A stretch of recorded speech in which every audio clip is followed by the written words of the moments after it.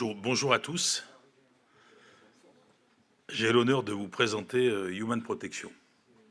Alors je ne suis pas seul, j'ai quelques-uns de mes équipiers qui se sont répartis dans la salle. Michael à droite, Jean-Jacques ici présent, Franck pour toutes les formations santé, sécurité au travail. Et puis si vous voulez en savoir plus, parce que en 7 minutes c'est court, je vais vous expliquer pourquoi c'est court. Ça peut paraître long pour certains, mais pour moi c'est une vraie prouesse que de faire 7 minutes aujourd'hui. Human Protection, on a beaucoup parlé. Aujourd'hui, j'ai trouvé que c'était très intéressant. On a parlé de valorisation, de revalorisation du métier, de réadaptation.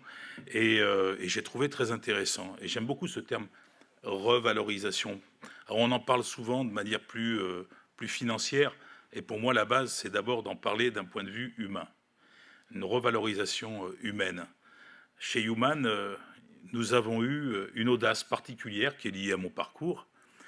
Quand je vous ai dit que je n'avais pas l'habitude de faire 7 minutes, la dernière fois que j'étais sur une estrade, je crois que ça a duré 1h30, et c'était dans un monastère, un temple. J'ai été pendant 17 ans de ma vie pasteur, je suis devenu entrepreneur, et puis pour couronner le tout, pour être de mettre un peu de piment dans la vie, j'ai trouvé que la sécurité, c'était le bon secteur pour amener de l'humanité.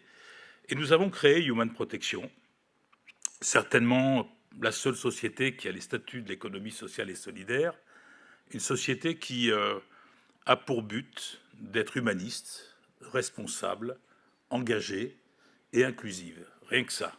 Alors tout ça, je pourrais mieux vous l'expliquer sur le stand 23, mais l'idée, c'était véritablement d'être dans une société avec un business model complètement différent, basé sur la considération des agents, la valorisation de l'humain.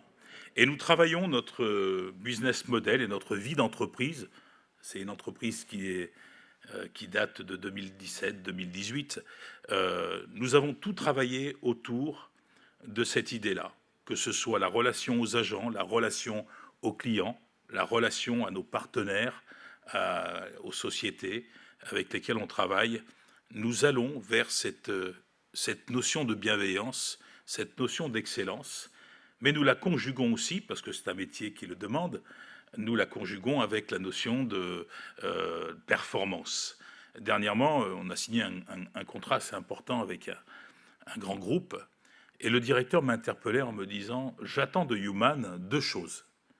J'attends que la performance soit là et que le taux de démarque inconnu diminue dans nos magasins.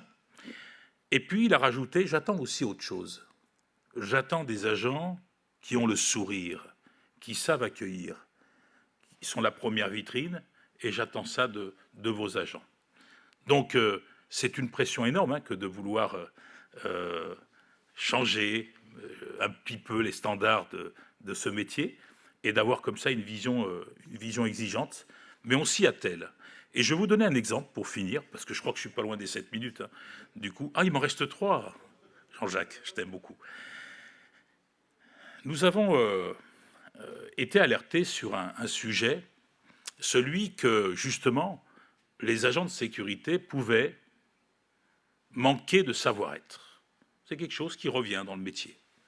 Alors moi, je pense quand il y a un manque, c'est qu'il faut former, c'est qu'il faut de la pédagogie, c'est qu'il faut apprendre aux gens à monter en compétences.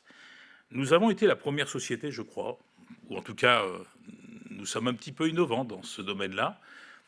Aux 2 mois de formation habituelle, un CQP d'agents de sécurité, d'agents de prévention et de sécurité, avec en général le diplôme de sécurité incendie, le SIAP 1, nous avons demandé aux organismes d'État s'ils voulaient bien nous suivre en ajoutant 1 mois de formation savoir-être préalable à ces 2 mois de formation sur le savoir-faire.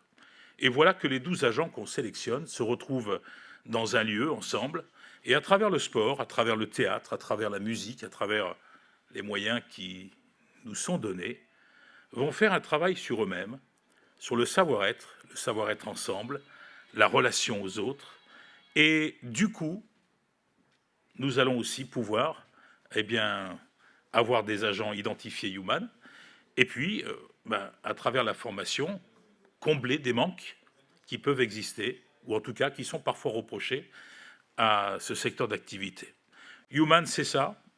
Les statuts de l'économie sociale et solidaire et la certification ESUS et d'autres encore, ce sont pour nous un accompagnement.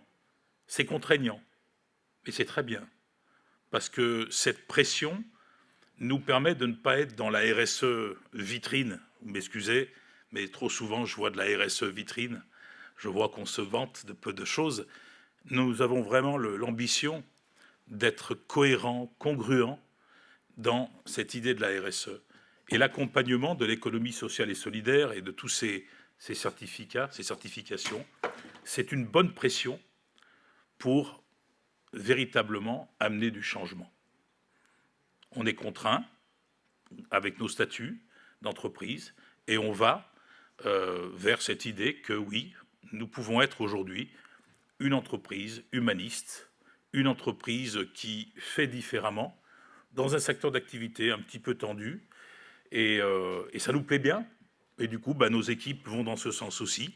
Et si vous voulez en discuter avec les uns les autres, que ce soit sur l'opérationnel, on a nos opérationnels qui sont là aujourd'hui, avec les formations. Franck se tient à votre disposition.